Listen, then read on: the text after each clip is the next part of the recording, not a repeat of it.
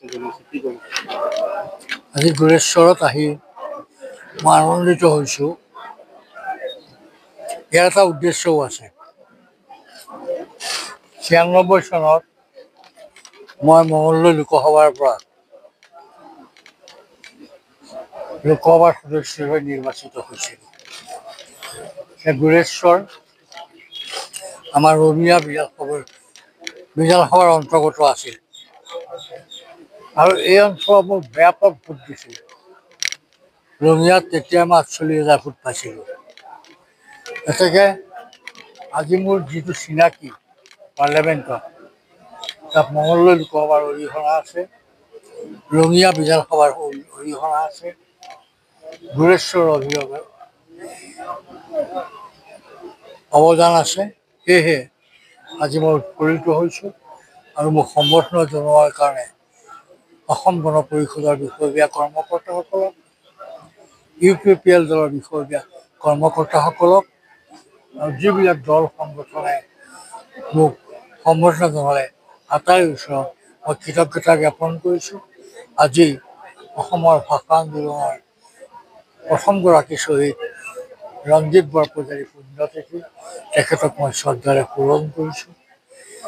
সুগন্ধি কবি আজি আমাৰ হিৰুদাই এই ভট্টাচাৰ্যৰ আজি পুণ্যতিথি। আনহাতে অসম আন্দোলনৰ এগৰাকী সুৰ সমৰ্থক, আন্দোলনৰ প্ৰতিটো কাৰ্যসূচীতে অংশগ্ৰহণ কৰা বীণা ভট্টাচাৰ্য ডাঙৰীয়াৰ মই গভীৰ শ্ৰদ্ধাঞ্জলি জ্ঞাপন। অসম গণ পৰিষদৰ নৱনিৰ্বাচিত সাংসদ মিত্ৰজোঁটৰ সমৰ্থিত প্ৰাৰ্থী বীৰেন্দ্ৰ প্ৰসাদ বৈশ্য ডাঙৰীয়াক আমি আজি গড়েশ্বৰত আনুষ্ঠানিকভাৱে সম্বৰ্ধনা জ্ঞাপন কৰিলোঁ। তামোলপুৰ সমষ্টিৰ বিধান পৰিষদ আৰু আমাৰ গড়েশ্বৰ বিধান পৰিষদ, তামোলপুৰ জিলা সমূহ ভাতৃভগ্নী সংগঠন, যুৱ পৰিষদ, মহিলা পৰিষদ, কৃষক পৰিষদ আৰু UPPL দলেও আহি মাননীয় নৱনিৰ্বাচিত সাংসদগৰাকীক সম্বৰ্ধনা জ্ঞাপন কৰিলে। আমি আশা ৰাখিছোঁ, বিশেষভাৱে গড়েশ্বৰ যিহেতু আঞ্চলিকতাবাদৰ এক ভেটি, এই সমস্যাসমূহ যাতে মাননীয় সাংসদগৰাকীয়ে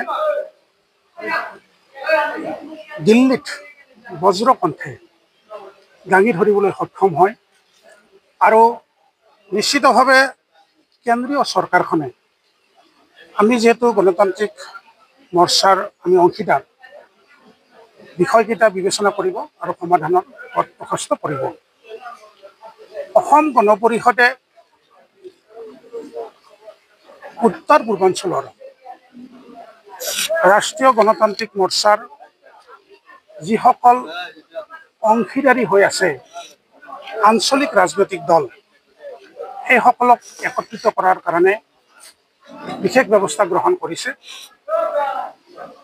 অহা অক্টোবৰ মাহৰ 13 তাৰিখে উত্তৰ পূৰ্বাঞ্চলৰ সকলো আঞ্চলিক ৰাজনৈতিক দলক, ৰাষ্ট্ৰীয় গণতান্ত্ৰিক মৰ্চাৰ অংশীদাৰ থকা তেখেতসকলৰ সভাপতি বিষয়ববীয়াৰ উপস্থিতিত 1 লাখ সতীৰ্থৰ উপস্থিতিত আমি গুৱাহাটীত আঞ্চলিক ৰাজনৈতিক সন্মিলন অনুষ্ঠিত কৰাৰ কাৰণে চিন্তা কৰিছোঁ, প্ৰয়াস কৰিছোঁ। ইয়াৰ মুখ্য উদ্দেশ্যই হৈছে অসমৰ ৰাইজৰ জাতি, ধৰ্ম, বৰ্ণ নিৰ্বিশেষে সুৰক্ষিত ভৱিষ্যত নিশ্চিত কৰা। মহাপুৰুষ শংকৰদেৱে দেখুৱাই যোৱা এখন সমাজ, আজান ফকীৰে দেখুৱাই যোৱা এখন সমাজ যাতে আমি প্ৰাণ প্ৰতিষ্ঠা পুনৰবাৰ আমি অসমীয়া জাতিৰ মাজত কৰিব পাৰোঁ, তাৰ প্ৰয়াস আমি হাতত লৈছোঁ। একেদৰে BTR-ৰ শান্তি, উন্নয়ন আৰু সমন্বয় যাতে আমি গাঢ় কৰিব পাৰোঁ, শক্তিশালী কৰিব পাৰোঁ, তাৰ কাৰণে আঞ্চলিক ৰাজনৈতিক দল UPPL-ৰ লগত আমি মিত্ৰজোঁটত থাকি সন্মানজনকভাৱে আমি নিৰ্বাচনত অংশগ্ৰহণ কৰিব বিচাৰিছোঁ।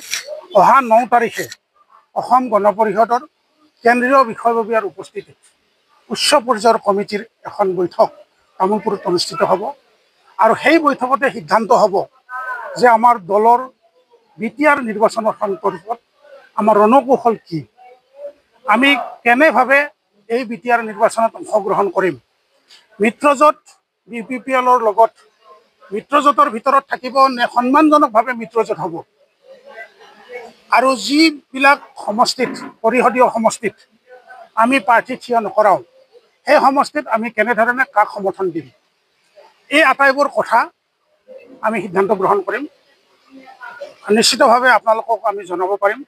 বিটিআৰ অঞ্চলৰ শান্তি অটুট থাকক, উন্নয়ন আৰু শক্তিশালী হওক, সমন্বয়ৰ এনাজৰী আকৌ শক্তিশালী হওক কামনা কৰিলোঁ। আৰু বিটিআৰবাসী ৰাইজৰ নিশ্চিতভাৱে আমি আশা কৰিলোঁ যাতে আমি সহায় সহযোগ আন্তৰিকতাৰে পাম। নিশ্চিতভাৱে আমি শত্ৰু হিচাপে গণ্য কৰিম যে কংগ্ৰেছ দল, যি কংগ্ৰেছ দলে বিটিআৰত সংঘৰ্ষৰ সৃষ্টি কৰিছিল, যি কংগ্ৰেছ দলে হিংসাৰ দাবানল বিটিআৰত জগাই তুলিছিল, আমি কংগ্ৰেছ দলক শত্ৰু হিচাপে গণ্য কৰিম। আৰু আপোনালোকে জানে যে আমাৰ 855 জন শ্বহীদক হাজাৰ হাজাৰ তেওঁলোকে হত্যা কৰিছে, হাজাৰ হাজাৰ পৰিয়াল নিৰ্যাতিত হৈছে, ব্যক্তি নিৰ্যাতিত হৈছে। আমি যাতে বিটিআৰৰ পৰা কংগ্ৰেছক মানে পুলি পখালি উঘলিব পাৰোঁ, তাৰ কাৰণে আমি চেষ্টা কৰিম। মাননীয় সাংসদ, ভাৰতীয় জাতীয় কংগ্ৰেছৰ সভাপতি গৌৰৱ গগৈ ডাঙৰীয়াই কোকৰাঝাৰলৈ আহিছিল, বিটিআৰলৈ আহিছিল, আৰু তেওঁলোকে বিটিআৰ নিৰ্বাচনত অংশগ্ৰহণ কৰাৰ কথা কৈছে। আমি আপোনালোকৰ মাধ্যমেদি বিটিআৰবাসীক অনুৰোধ জনাইছোঁ যে আকৌ আপোনালোকে হিংসা, আকৌ আপোনালোকে হত্যাৰ ৰাজনীতিত প্ৰশ্ৰয় নিদিব।